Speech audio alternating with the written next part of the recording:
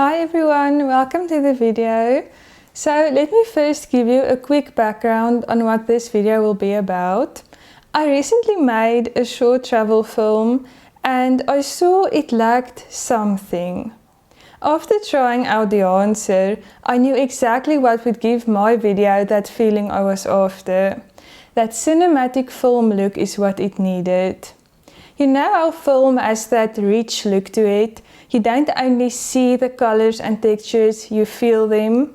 That's the feeling I wanted my video to have.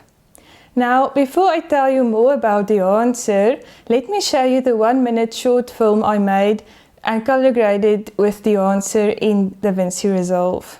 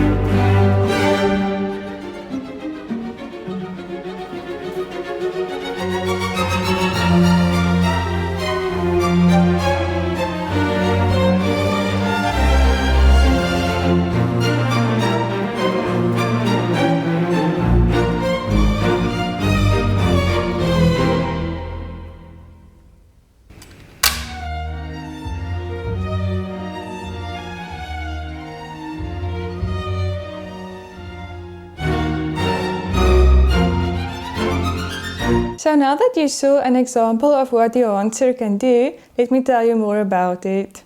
So Dehancer is a film emulation plugin for DaVinci Resolve, among others, that you can use to color grade your footage to give it that beautiful cinematic look that traditionally could only be achieved by recording your clips on actual film. Let me now give you a quick tutorial on how I color graded some of the clips in my travel film that I showed you just now using Dehancer. After that, I will give you my honest review. So after downloading and installing Dehancer, it will appear here in the color tab right at the bottom of the effects library. Here it is, Dehancer Pro. To use it, simply drag and drop it onto a node. Then you have to select the input source. This clip was recorded in Rec 709, but if you use something else to record your clip, like F-Log for example, you can just go here to choose camera and then just select the brand and whichever camera you used. But as I said, this clip was recorded in Rec 709.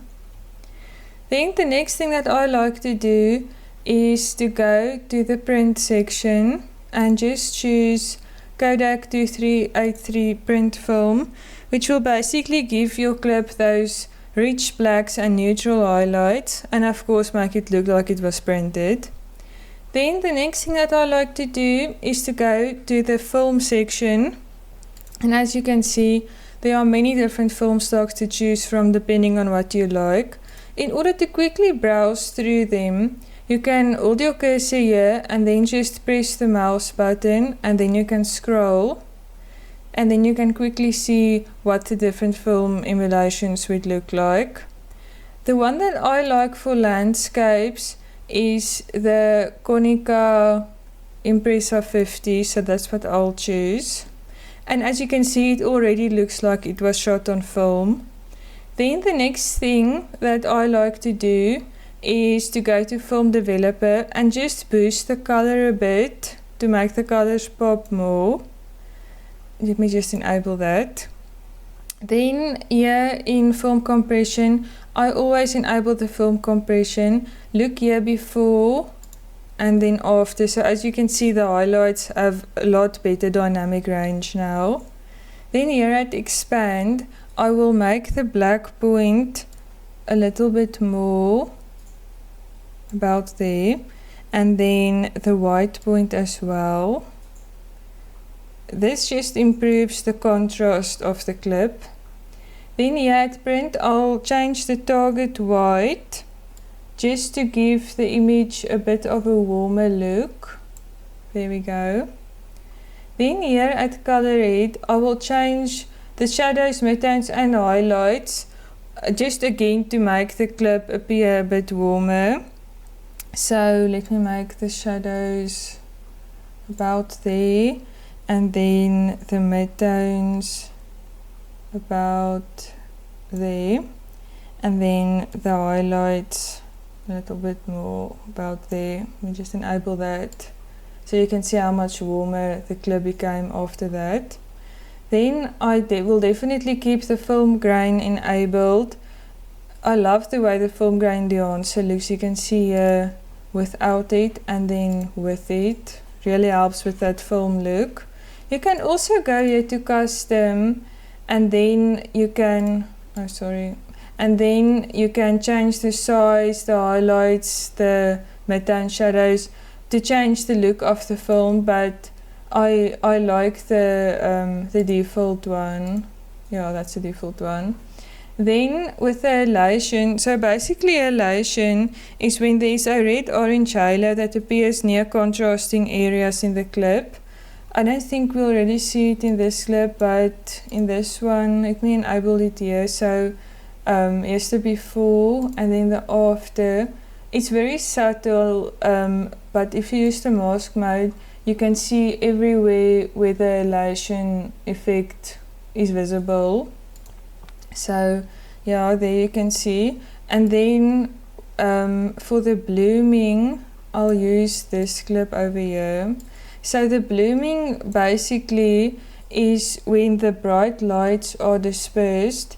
So, and it helps to give the clip that soft film look. So here's the before and then the after.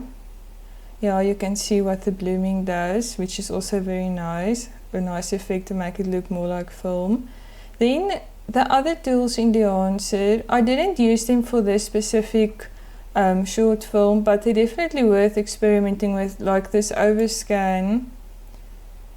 So you can see that it really looks like it was shot on film and then overscanned. But yes, as I said, these other, like the film breath and the film damage, are all very nice to experiment with, but I didn't use any of them for this specific clip. And then it's done. That's how easy Dehancer makes it to give your footage that beautiful film look. Now for my honest review. So I'll start with the negative things because there's really almost nothing to fault.